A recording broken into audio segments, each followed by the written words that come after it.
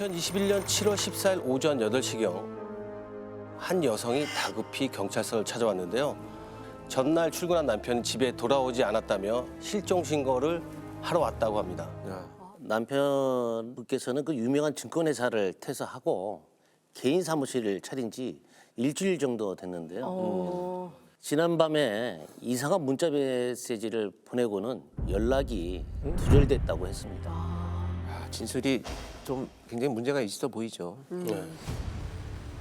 경찰 조사를 받았는데 쫓기고 있다는 것이 사실 잘 어울리지는 않는 말이에요. 아, 그러네.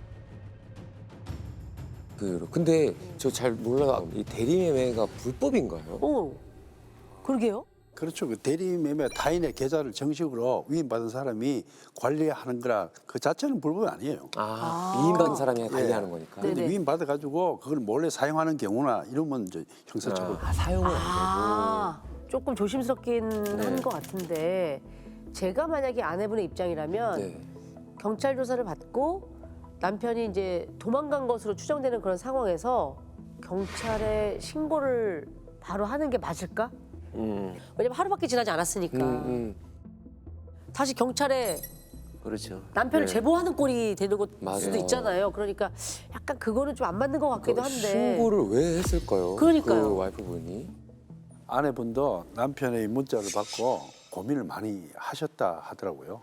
그래서 남편이 옛 동료들한테 일일이 연락을 해서 혹시 남편이 무슨 일이 생기거나 불법 주식 거래를 했냐고 했는데 다들 하나같이 그런 얘기를 들은 적도 없고 최근에 투자한 게 대박이 나서 개업까지 했는데 불법 거래에 손댈 이유가 없다고 했다는 겁니다. 우리 용감한 형사 하다 보면 늘 문자 같은 거 나오잖아요. 네. 그러면은 범인이 혹은 다른 다른 사람이 사람이- 보낸 걸 수도 있지 않을까? 일단 아내분이 남편을 찾아달라고 하니 실종팀이 아내분과 함께 남편 사무실부터 확인해 보려고 오피스텔로 갔습니다. 네. 사무실에 들어갈 수 없다고 하더라고요. 네. 아내분이 출입문 비밀번호를 눌렀는데 계속 틀린 거죠.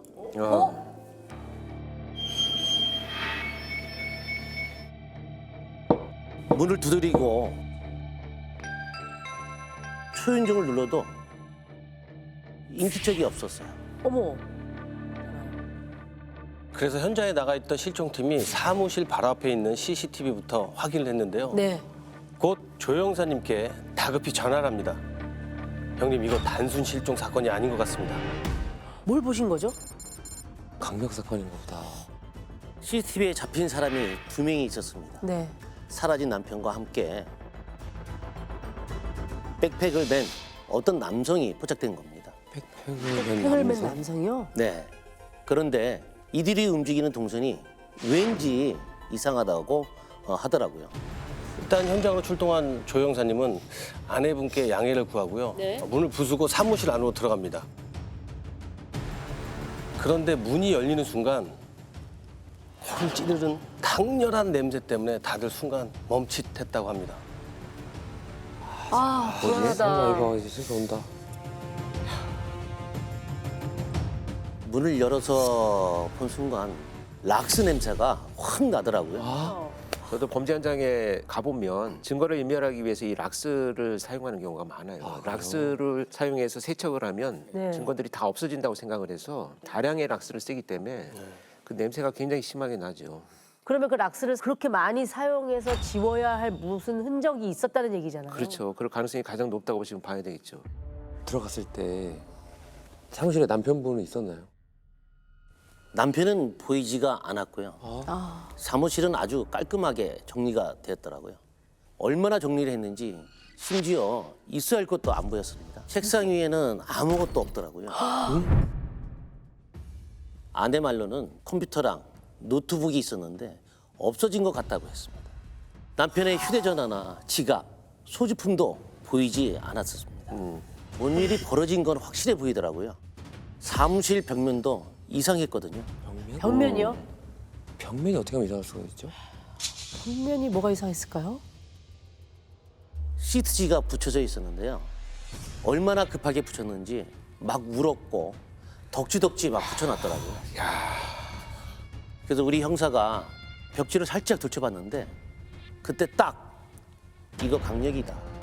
저희는 과수팀을 불러서 시트지를 떼어봤습니다. 그랬더니 혈흔 자국이 가득했습니다. 아, 누군가의 다량의 피를 흘린 것으로 추정됐습니다. 바로 혈흔의 주인이 누군지 감식을 맡겼고요. 그렇죠. 일단 다량의 혈흔이 이렇게 발견이 되면 이 사무실이 최초의 사건 현장으로 보이는 것이 유력하고, 그렇다면 아무것도 없다면 이제 사건이 발생하고 시신이 어딘가를 이제 옮겨졌다 이런 것을 추정할 수가 있겠죠. 지금부터 사라진 남편을 유 씨라고 부르겠습니다. 유 씨. 예. 제가 그때 CCTV를 봤는데요. 실종 신고 전날부터 확인을 해봤더니 13일 오전 7시쯤 남편 유 씨가 출근하는데 문을 열다가 바닥에 뭘 주우면서 들어가더라고요. 아, 문을 열다가 이렇게 예. 허리를 숙여서 뭘 줍는 게 그 시체에 포착이 됐다는 거죠? 예. 바닥에 뭐가 있었던 거예요? 그때 CCTV를 확인해 보니까 USB였습니다. USB? 예. 오후 1시 반경 배낭을 맨 남자가 사무실에 나타나더라고요. 네. 유 씨가 문을 열어줬고요. 그런데 그 이후로 배낭을 맨 남자만 사무실에서 나오고 남편 유 씨가 나오질 않았습니다. 배낭을 맨 남자가 그 후로도 사무실 몇 번 들락날락 거리더라고요. 그런데 이 남자가 한참 후에 씻어지며 커다란 캐리어를 끌고 사무실로 들어가더라고요. 그리고 14일 자정 무렵 사무실에서 나오는데 손수레에 캐리어를 싣고 나옵니다. 검정색 대형 비닐봉투가 캐리어 위에 씌워져 있더고요. 문제는 여기서부터입니다. 주차장에서 남편 유 씨의 차가 먼저 빠져나가더라고요. 아, 남편의 차가 먼저 빠져나가요? 한참 후에 배낭을 맨 남자도 자신이 타고 왔던 차량으로 주차장을 빠져나갔습니다.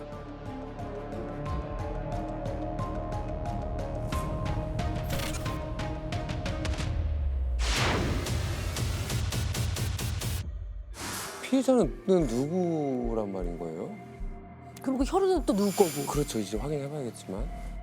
그래서 일단 이 상을 보고받은 조 형사님은요, 유 씨와 배낭을 맨 남성의 차량이 어디로 이동하는지 수배를 걸어놓고요, 배낭을 맨 남성의 신원 파악에 들어갑니다. 남편 유 씨의 통신 기록을 살펴봤습니다. 오후 1시 무렵 마지막으로 통화한 사람이 있더라고요. 그 전화가 백팩을 맨 남자가 아닐까 싶어서 신원 확인을 했습니다. 그러면 마지막 전화 통화한 사람이 그 백팩의 주인공이었을까요? 지금부터 배낭을 맨 남성을 홍 씨라고 부르겠습니다. 남편 유 씨와 마지막으로 통화한 사람이 배낭을 맨 남성 홍 씨였고요. 아내분도 아는 사람이었다고 합니다. 네, 남편이 10년 전에 만난 증권회사 다니던 동기였다고 합니다. 아, 친동생처럼 챙겨줬다고 하고요. 그런데 회사에서는 번번이 길이 엇갈렸다고 하더라고요. 유 씨는 손을 대는 족족 성공하는 반면 홍 씨는 마이너스 손이라고 했어요. 일인데 참 그랬구나. 번번이 실패했다고 합니다. 그래서 몇 년 전 회사를 그만두고 지방에 내려가 공장을 차렸다고 들었답니다. 근데 그 홍 씨가 이틀 전에 남편을 찾아왔다고 하더라고요. 사건 당일 이틀 전이면은 그 이후 때부터 연이어서 어쨌든 그 사무실에 왔다는 얘기인 그렇죠. 거잖아요. 그렇죠. 그래서 빨리 전날 CCTV를 확인해 달라고 요청을 했습니다. 얼마 후에 김 형사님한테 전화가 왔습니다. 뭔가 이상하다고. 아, 뭐가요? 나 어째? 뭐가 이상했나요?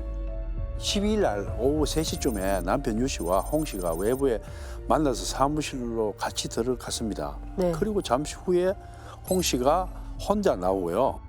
또 5시쯤 남편 유 씨도 사무실에 나왔는데 이상하게 5시 30분쯤 홍 씨 혼자 사무실로 와서는 비밀번호를 막 누르더라고요.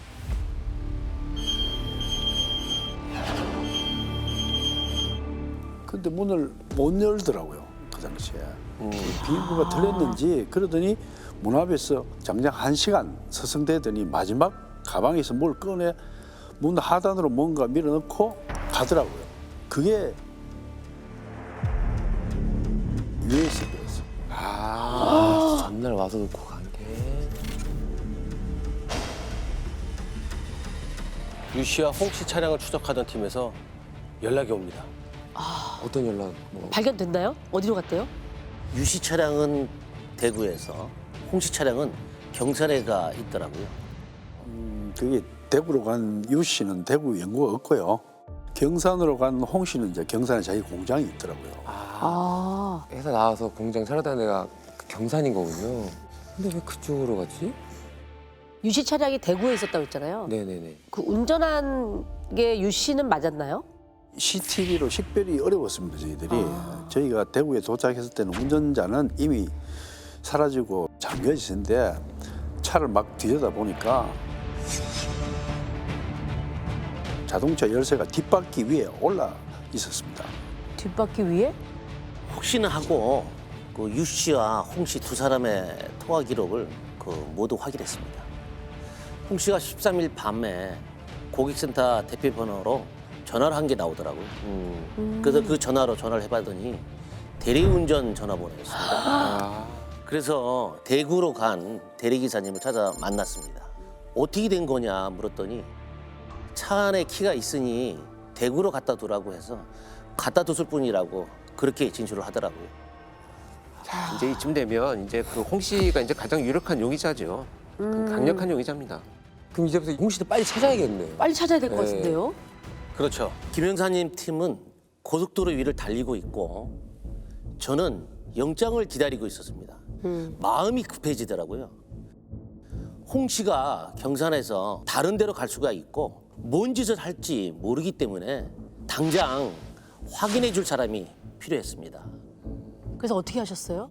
곧바로 경산경찰서에 공조수사 요청을 했습니다.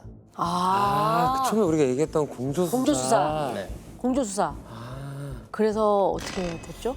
경산경찰서에서 바로 홍 씨 공장으로 달려갔더니 주차장에서 빠져나갔던 홍 씨의 승합 차량이 있다고 연락이 오더라고요.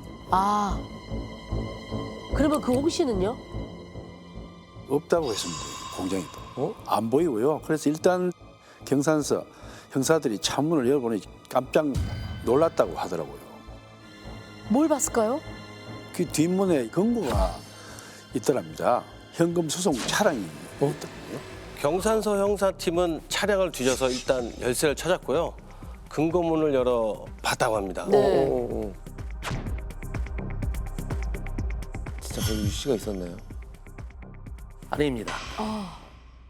유 씨는 없었습니다. 그런데 세차를 한 지 얼마 안 됐다는 말을 하더라고요. 그래서 더욱 확신을 했죠. 안타깝지만 유 씨는 이미 잘못된 것 같다. 네. 그리고 이 차량 안에 실어서 이동했겠구나. 그때 이제 저희들이 CCTV가 공장 맞은편에 딱 한 대가 있었는데요. 공장 주차장에 한 편만 보여서 정확한 동선을 확인이 어려웠지만 캐리어랑 내린 후에 공장으로 들어간 것만 확인이 되었습니다. 그 이후 보이지 않았고요. 그 반대쪽 출입문에 하나 더 있긴 하더라고요. 아, 어디로 도주했는지는 확인이 어렵고요. 그래서 일단 세 팀으로 찢었습니다. 경산 공장 앞이랑 인근 지역에 사는 가족과 부모님 집으로 갔습니다. 그런데 가족들 집으로 간 팀에서 연락이 오더라고요. 아내 명의의 소형차가 한 대 더 있었는데 홍 씨가 그 차를 타고 나갔다고 했다는 겁니다. 그래서 한 팀을 나눠서 아내의 차량을 네. 추적하라고 네, 했죠. 네. 그렇죠. 그래서 제가 홍 씨가 타고 달아난 차량 동선을 따라갔는데 그 차가 꼬랑에 빠져 뒤집혀 있더라고요. 어머. 차가 보니까 텅 비어 있더라고요. 빈차요. 급하게 도망가다가 차 바퀴가 이제 꼬랑에 빠져가지고 사고 난 것으로 보였어요. 네. 더 이상은 뭐 이동할 수가 없으니까 문도 열린 채 차를 버려두고 도주한 것으로 추정되더라고요. 그리고 다음 날 아침 9시경 가족과 같이 있었던 팀에서 급히 조 형사님께 연락이 옵니다. 네, 아내에게 모르는 번호로 전화가 걸려왔는데 받아보니 홍 씨였다고 합니다. 같이 점심을 먹고 싶다며 경산의 한 식당에서 12시에 만나자고 하곤 전화를 끊어버렸다고 하더라고요. 아내분하고 경산에 있었던 거네요, 그러면은. 경산에 있거나 아니면 근처에 있다가 적어도 12시에는 경산에 나타나겠죠. 아, 그치. 근데 어떻게 누구 전화로 한 거죠? 경산에 놀러 온 관광객이더라고요. 그 빌렸구나. 그렇구나. 빌렸구나. 길에서 어떤 남자가 네. 전화 좀 쓰자고 해서 빌려줬다고 네. 했습니다. 일단은 그 경찰이 자신을 쫓고 있다라는 것을 이제 알고 있는 상황이라고 봐야 돼요. 그래서 이 전화 추적이 되어갖고 검거가 되는 한이 있다라고 하더라도 마지막으로 이제 가족을 한번 만나서 신변 정리를 할 필요가 있지 않겠나. 그래서 식사를 하자는 것을 빌미로 해서 다른 사람의 전화를 사용해서 만나기로 약속을 한 것으로 보여지죠. 조 형사님이 체포영장을 받아 경산으로 내려왔고요. 형사님들은 약속 장소인 식당에서 잠복에 들어갑니다. 약속 시간은 12시, 점점 가까워지고 있었는데요. 그때 멀리서 홍 씨가 걸어옵니다. 네, 홍 씨가 나타나자마자 저희들끼리 눈빛으로 주고받았습니다. 홍 씨 주변을 에워싸고 그 자리에서 바로 근거에 들어갔습니다. 네. 바로 잡았네? 바로 잡았네요. 그 검거 당시에 반응은 어땠어요? 고개를 푹 숙이고 있더라고요.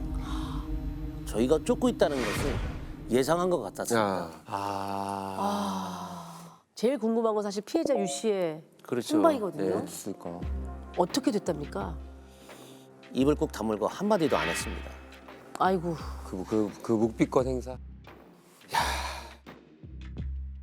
저 이제 시신만 발견 안 되면 어떻게든지 내가 피해가고 변명하고 이유를 댈 수 있겠다. 홍 씨에게 유 씨가 어딨냐고 물었더니 하는 말이 가족을 먼저 만나게 해달라고 했습니다.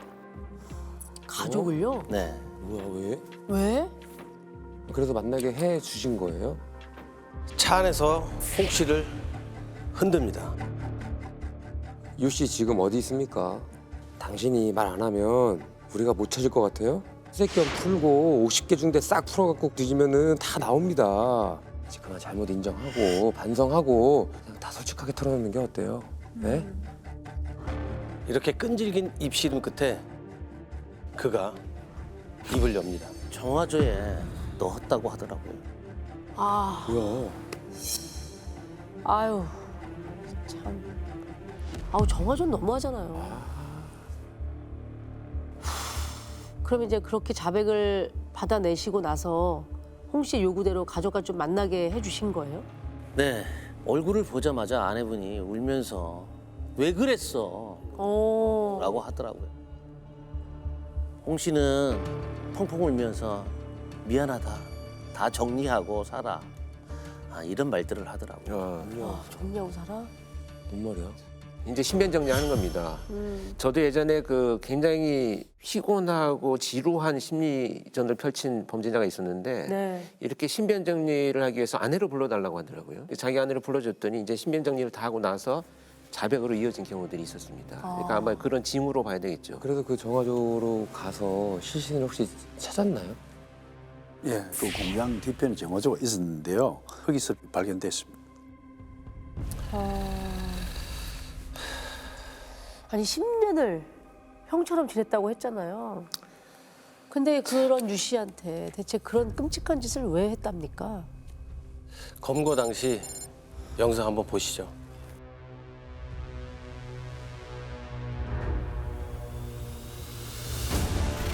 모자를 푹 눌러 쓴 남성이 경찰서로 들어섭니다. 경북 경산에서 붙잡힌 마포 오피스텔 살인 피의자 이 씨가 서울로 압송됐습니다. 혐의 인정하십니까? 왜 살해했습니까? 단독범에 맞나요? 아무 말도 못하네. 할 말이 없지. 본인은 살해할 의도가 없었다고 얘기를 했습니다. 또 이렇게 나오는구나. 피의자 유 씨가 자신을 화나게 해서 우발적으로 범행을 했다고 진술했습니다. 또 우발적, 또 또 이것도 전형적인 피해자한테 맞아요. 핑계를 대는 거잖아요. 네. 홍 씨 주장에 따르면 코로나 때문에 공장이 힘들어져서 유 씨에게 돈을 빌리러 갔다고 합니다. 그런데 유 씨가 나이 먹고 돈이나 빌리러 다니냐 이런 식으로 핀자를 주자 모욕감을 느껴서 살인을 저질렀다고 주장을 했습니다. 아, 근데 그 사무실에는 왜 1시간 동안 사선 걸었다 그랬는데 왜 몰래 들어가려고 한 거예요? 노트북이랑 컴퓨터를 훔쳐가지고 피해자가 갖고 있던 주식을 팔아서 돈을 챙기려고 했답니다.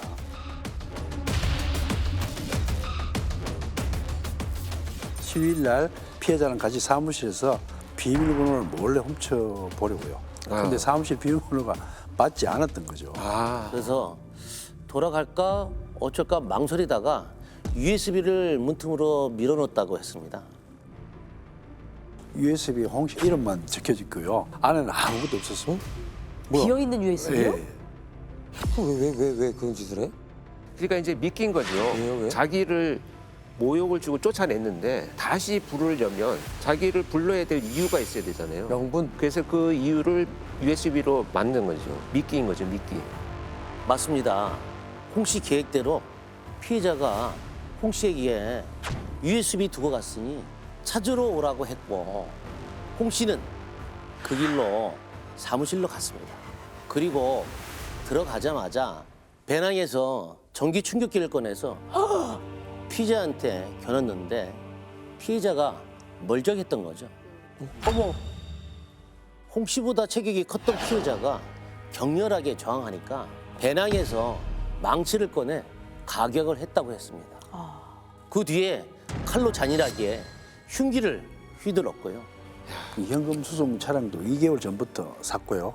아, 정화조, 시체 유기, 살인 형량 등을 검색한 기록도 나왔고요. 살인 후 돈을 빼돌릴 목적으로 실종 신고 후 계좌 사용, 정권 계좌, 비밀번호 변경 이런 것도 검색했었습니다. 하나마 이민 절차도 알아보고요. 그런데 홍 씨의 대담한 범행은 여기서 끝이 아니었습니다. 끝난 거 아니에요? 뭐가 또 그러게. 나왔어요? 피해자를 살해하고 사무실에서 30여 차례에 걸쳐 피해자의 주식을 팔았는데 그 금액이 무려 10억이 가깝게 되었습니다. 다 돈 때문이었습니다.